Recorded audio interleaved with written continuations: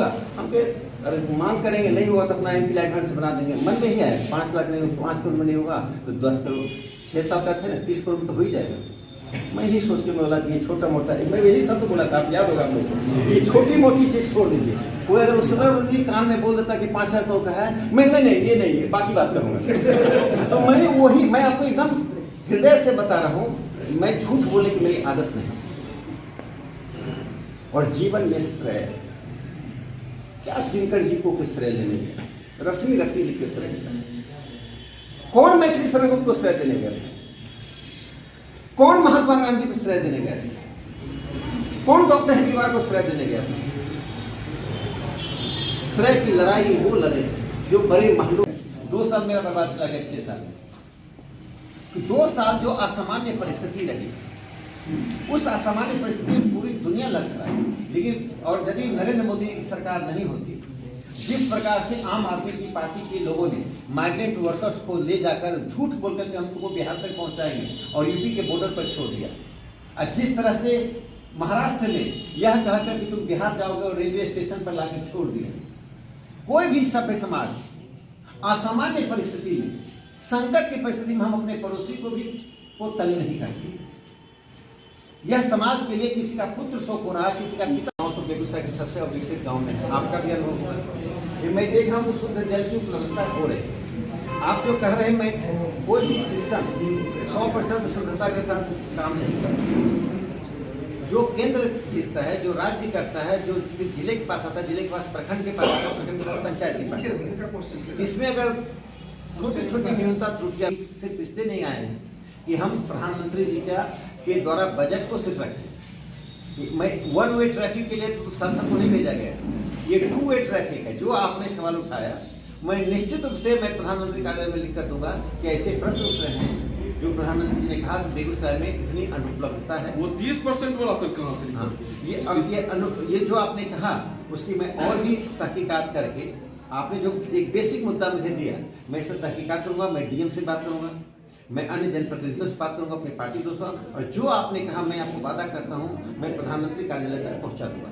ये संवाद जो है प्रधानमंत्री जी का जो लक्ष्य है, देखिए एक और मैं इससे हट के बताता हूँ। अपने संसदीय क्षेत्र में जाकर पत्रकारों से वार्तालाप करें और बजट की जो खासियत है उसको रूबरू कराएं, जिससे जनमानस तक बजट के बारे में जागरूकता हो सके, बजट के प्रावधानों की जानकारी आम लोगों तक पहुंच सके।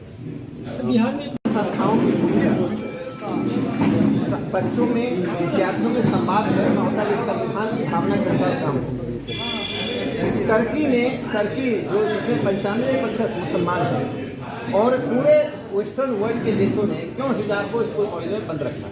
जिन चीज़ों से संवाद और जिन चीज़ों से विवाद होता है, उन चीज़ों को प्रतिबंधित किया गया है। लेकिन लोकतंत्र में मिल बैठकर हमारा उद्देश्य संविधान की भावना करके छात्रों में भाव पैदा करना है। इसलिए मुझे लगता है कि जो कर्नाटक सरकार ने निर्णय लिया, उस निर्णय के पीछे किसी धर्म पर चोट करना नहीं है। विद्यालय महाविद्यालय के प्रांगण में जितनी समरूपता हो, जितना संवाद हो, जितना विभाजन कम हो, वह लाभकारी है। ये नेता के द्वारा कहा जाना, बाद में जो बर्बरता और असंवेदनशीलता आई है उसका परिणाम है। इस तरह के शब्दों का प्रयोग नहीं करना चाहिए। विद्यालय महाविद्यालय में शिक्षक और छात्रों के में एक जो कहते हैं, एक ऐसा मॉडेस्ट कपड़े पहनना चाहिए जिससे कि उनमें धन का विभेद, संप्रदाय का विभेद ना हो। हम एक सिविल सोसाइटी के निर्माण करने के लिए स्कूल कॉलेज में जाते हैं, ना कि सिविल सोसाइटी को तोड़ने के लिए। सांप्रदायिक रूप से, सांप्रदायिक चश्मे से इस विवाद को देखना नहीं चाहिए।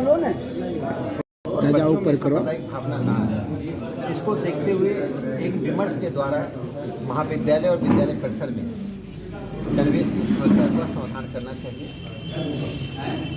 और मुझे लगता है कि विद्यालय महाविद्यालय के प्रांगण में जितनी कम धार्मिक पहचान हो, वह एक सिविल सोसाइटी के निर्माण के लिए, भविष्य के लिए अच्छा होता है।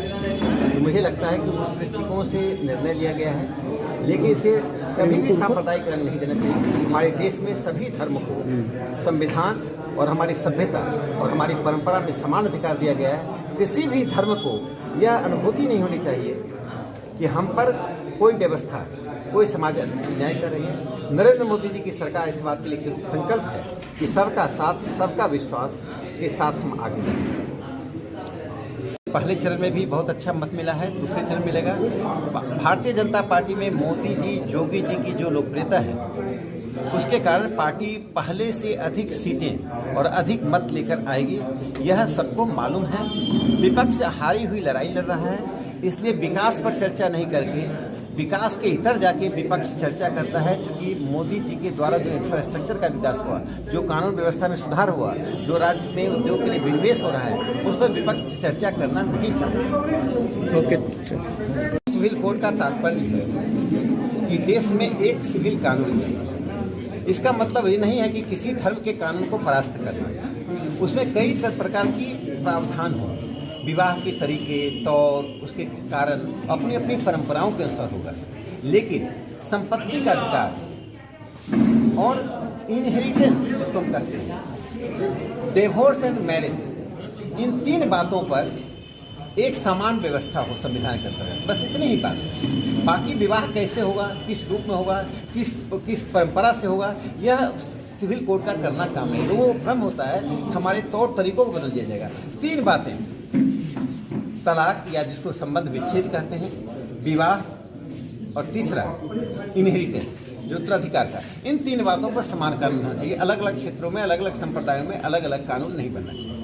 उनके जेडीयू की एक मांग है। लोकतंत्र में अलग अलग पार्टियों की विकास की अलग अलग दृष्टि होती है। जेडीयू एनडीए का हिस्सा है।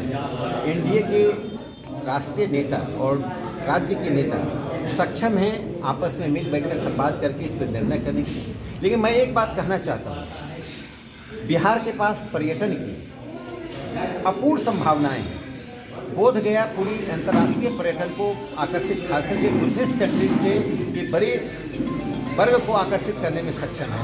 राजगीर और वैशाली अपने पर्यटन को विकसित करके और अपने कृषि उद्योग को विकसित करके, कटाव और ग्यारह को दूर करके हम बिहार को बीमारू राज्य से निकालकर देश के सबसे विकसित और अग्रणी राज्य में करने की क्षमता रखते हैं। इन संभावनाओं को अपनी प्रतिभा, अपनी पसीना और अपने पैसे के आधार पर तलाशने का लाभ बहुत अधिक है।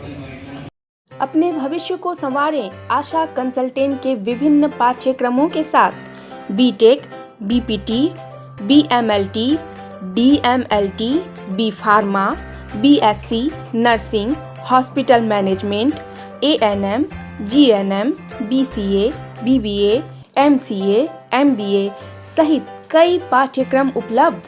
आज ही संपर्क करें Asha consultant director Rajesh Mishra. Contact number 9334450571 8271983282।